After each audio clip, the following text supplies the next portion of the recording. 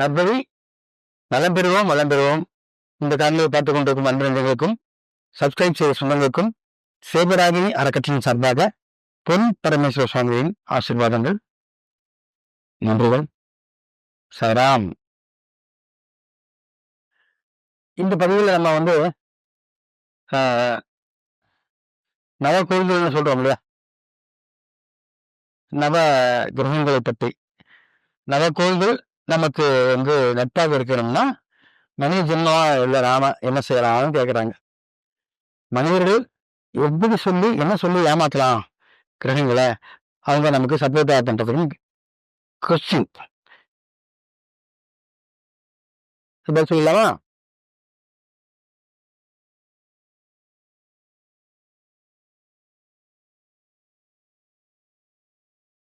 பரமசிவன் கழுத்தில் இருந்து பாம்பு கேட்டது, கருடா சௌக்கியமா?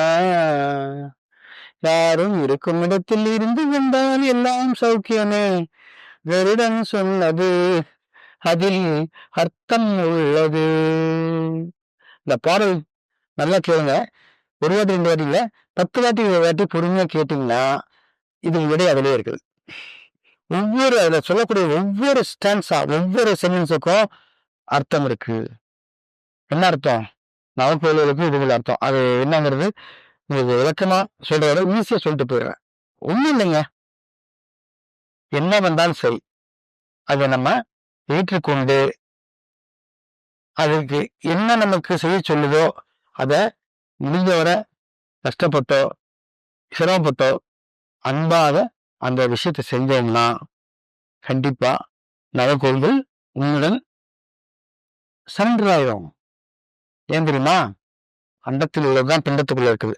இந்த உடம்புக்குள்ள இருக்கு இல்லையா, 9 கிரகங்கள் இருக்கு, நவ தேவரங்கள் இருக்கா, நமக்குள்ளேயே வச்சிருக்கோமே. அதை ஏன் நம்ம பார்த்துக்க மாட்டேங்கிறோம்?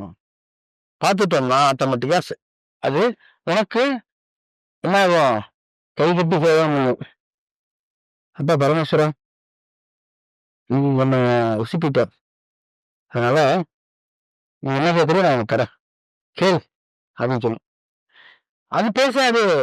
நமக்குள்ள தலத்தா மண்ட கசா இருக்குல்ல, அதுக்குள்ள அந்த மாதிரி எண்ணங்களை விதிக்கும்.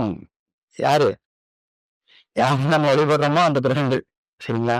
வழிபடுறதுக்குன்னு வெளியே போய் தேட வேண்டிய அவசியம் இல்லை. என்ன நீ நவக்கோள்கள் உள்ள நவகிரக சுற்றுலா போயிட்டு வரேன், அங்க போயிட்டு வரேன், இங்க போயிட்டு வரேன், நம்ம ஆளுக்கு இப்ப தின்ன அறிஞ்சிட்டு இருக்கிறாங்க. இருக்கும் இடத்தை விட்டு இல்லாத இடம் தேடி எங்கெங்கோ அழைக்கின்றாய் ஞான தங்கமே அப்படின்னு பாட்டு பாடிருக்காங்க. உண்மைதான், நம்ம தேடுறோமே. ஏன் தேடுறோம்? சொல்லி தரதுக்கு ஆள் இல்லை, சரியானபடி சொல்லி தரதுக்கு ஆள் இல்லை. என்ன சொன்ன பேச்ச நீ கேட்க மாட்டேன். சொன்ன பேச்சு கேட்டா பரவாயில்லையே. இப்போ ஒண்ணும் இல்லை, உதாரணத்துக்கு சொல்லுவேன். அப்போ உனக்கு இப்போ ராகு தேசம் நடக்குது, நீ நேரம் கிளம்பி திருநாகேஸ்வரம் போய் சாமி கும்பிட்டு வா, சீரியாவில் போய் சாமி கும்பிட்டு வா அப்படின்னு உங்க ஏதாவது சொல்லிட்டாங்க அப்படிங்கிறீங்க. நீ என்ன பண்ணுவ? வீட்டுல சொல்லு, இந்த மாதிரி அங்கே போவோம் இங்கே போவோம். வீட்டுல பெரியவங்க இருப்பாங்க, இந்த மாதிரி சொல்லிட்டு கிளம்பிட்டு வருவேன் சொல்லும். டே வேண்டா, இங்கேருந்து நீங்க அவ்வளவு தூரம் போற, இந்த பக்கத்துலயே மாரியம்மன் கோவில் இருக்குல்ல, அங்க போய் சாமி கும்பிட்டு வரா. இவனுக்கு என்ன, இன்னைக்குமே பக்கத்துல இருக்கிறது அருமதிக்காதுல்ல. என்ன தாத்தா, மாரியம்மனா பக்கத்துல இருக்குது, அதை போய் சாமி கும்பிட சொல்ற, ஜோசியர் ராஜியை பார்த்துட்டுவான்னு சொல்றாரு. அதுக்கு தாத்தா விளக்கம் கொடுப்பான். என்ன தெரியுமா? அதான் அறிவட்ட பதற ராகுங்கிறது பாம்புடைய ஒரு ஒரு விரியம் இல்லையா? இதுக்குதான் நீங்க இங்க இருந்து 7 கிலோமீட்டர் இருக்காங்க, இங்க பக்கத்துலயே மாரியம்மன் கோயில் வீட்டு முனையில இருக்குது. மாரியம்மன் தலைக்கு பின்னாடி இருக்குது, அது குழப்பி இருக்காரு. ஒரு முகம் இல்ல, 5 முகம் உள்ள சர்ப்பம், பஞ்சமுக சர்ப்பம் இருக்கு. அதை குண்டாலே போதுமாடா, வேண்டாம் நீ இங்க இருந்தாங்க போறோம்னு சொல்லுவாங்க. நம்ம கேட்போமா? கேட்க மாட்டோமே. கேட்டா விட்டுலாம். அப்ப எதுக்கு சொல்ல வரேன்னா, திருத்த நம்ம நவகிரகங்களை நம்ம கைக்குள்ள போட்டுக்கலாம். அப்புறம் புதன் தசை நடக்குது இப்ப உனக்கு, நீ மதுரை போயிட்டு வா, இல்லைன்னா திருவெண்கடை போய் சாமி விட்டு வராப்பா சாமி அப்படின்னு சொல்லுவார் ஜோசியர். சரியா? நம்ம வீட்டுக்கு வந்தா பெருசுக சொல்லும், டே அவனா நீங்க பாரு, ஆமா, நீ புதன்கிழமை வேணா பச்சை பயிறுல இந்த பயிருக்கு சுண்டல் செஞ்சு கொடு. பச்சை பயிறு குழம்பு கொடு. இந்த பச்சை பயிறு திங்க இந்த பயிர எல்லாம் சரியா போயிடும். படிப்பு வருதோ, ஞாபக சக்தி இல்லையோ, அது வேணும் மதுரை போகணுமா. அந்த காலத்துல பாருங்க மதுரையில ரொம்ப தூரங்க. ஒரு நாள் கிட்டத்தட்ட ஒரு நாள் ஆயிடும் போறதுக்கு போய் சேர்றதுக்கு. அந்த காலத்துல அப்படி வண்டி போக்குவரத்து வசதி இல்லை இல்லையா. அதனால இன்னும் சொன்னாங்க. இன்னும் சொன்னா நம்ம கேட்க மாட்டோம்ல. வேண்டாட்டா பச்சை பயிறு சாதம்னா புதன் சரியா போயிடுமா? என்ன தாத்தா சொல்றீங்க? அதெல்லாம் இல்லை தாத்தா. நான் அப்படியே ஜாலியா போயிட்டு வரேன் மதுரைக்கு. எப்படி ஜாலியா? ஏன்னா பாக்கெட்ல காலி பாக்கெட் காலியானா தானே அமைதியா வர முடியும். கையில காசு நிறைய இருக்கு, துள்ளுங்கள காசு. அங்க போனா சும்மா நேரா கோயிலுக்கு போக மாட்டான். போயிட்டு வரும்போது எளிய அல்வா சாப்பிடுவான். மதுரையில போய் திருநெல்வேலியில் சாப்பிடுவான். அப்புறம் என்ன என்னெல்லாம் வந்து எல்லாம் தின்னும். அங்க என்னெல்லாம் ஸ்பெஷல் அதான். அதுதான் பேரு மதுரைக்கு. சாமி கும்பிட போற அந்த பேர்ல அங்க போய் என்ன ஸ்பெஷல் அப்படின்னு சொல்லுவான். பக்கத்துலயே பாண்டி கோயிலுக்கு போயிட்டு போறாங்க. பக்கத்துலயே அந்த கோயில் இந்த கோயில். ஏன்னா மனம் வந்து அழகும் அப்படியே நம்ம பைத்தியமாக்கி விட்டுரும். நீ போன விஷயத்தை விட்டுட்டு பாக்கி எல்லாம் பார்ப்பேன். போனதுக்கு அந்த பலன் கிடைச்சா ஏன் தெரியுமா? அந்த வாகன சக்தி அங்கே விட்டு வந்துருவேன். விதிமுறை ஆற்றில எடுத்துக்கொண்டு வந்து விடுவாய். நான் என்ன பண்றேன்? தாத்தா சொன்ன மாதிரி பச்சை பயிரை சாப்பிட்டா புதனுக்கு வேலை செய்ய ஆரம்பிச்சிடும். அதனால நம்ம இப்பவும் சொல்றேன் பாருங்க, எல்லாரும் நம்ம கையில போடுறதுக்கு நம்ம கிட்ட தான் மனசு இருக்கு, மூளை இருக்குது, எல்லாமே இருக்குது. அதை பயன்படுத்துறதுக்கு நேரம் இல்லை. பயன்படுத்துறதுக்கு நேரம் என்ன விட மாட்டேங்குது. நீ என்ன பண்ணுவ பாவம்? பட்டுத்தானே ஆகணும். சில விஷயங்களை நம்ம என்ன பண்ணோம்? பட்டுப்படாம போகணும்னா என்ன பண்ணோம்? சில விஷயங்களை நம்மளே ஆராய்ச்சி பண்ணணும். ஆராய்ச்சி பண்ணாதான் அதுக்கு நமக்கு விடை கிடைக்கும். ஆராயாமல் நம்ம செஞ்சோம்னா ஒண்ணும் கிடைக்காது. வடை தான் கிடைக்கும். வடையை நல்லா தின்னு விட்டு நல்லா தூங்கலாம். நல்லா தூங்குனீங்கன்னு வைங்களேன், எல்லாம் மறந்துடுவீங்க. அவ்வளவுதான், முடிஞ்சு வச்சு.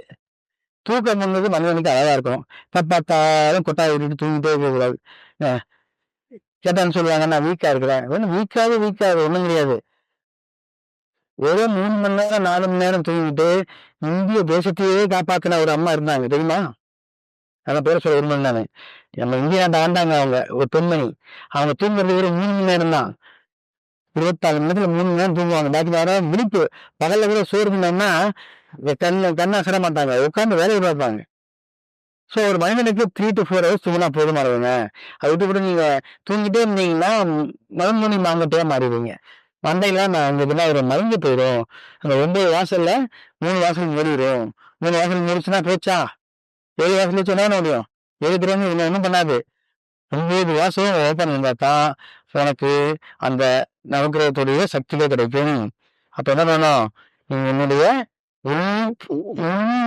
உள் மனதை ஆராய வேண்டும். அப்ப என்ன செய்யணும்? ஒரே வார்த்தை சொல்றேன், ஈஸியா சொல்லிடுறேன், புரிஞ்சுக்கோங்க. ரொம்ப நேரம் உங்க அருகே விரும்பல. நவக்கிரகங்களே உனக்கு ஃபேவர் ஆகணும்னா நீங்க தான் பண்ணணும். உன்னுடைய மூச்சு காற்றை கவனிக்க வேண்டும். நன்றாக புரிந்து கொள்ளுங்கள். நீ சுவாசம் செய்து கொண்டேதானே இருக்கிறாய். அது அவருக்கு தெரியாது. தெரியாம இறந்துட்டு தானே. அதை நீ கவனி. காற்று உள்ள எப்படி போகுது, என்ன பண்ணுது, காற்று எப்படி வெளியேறது, அவ்வளவுதான். நீங்க கவனித்தாலே கிரகங்கள் உனக்கு சப்போர்ட் ஆகிரும். ஏன் தெரியுமா?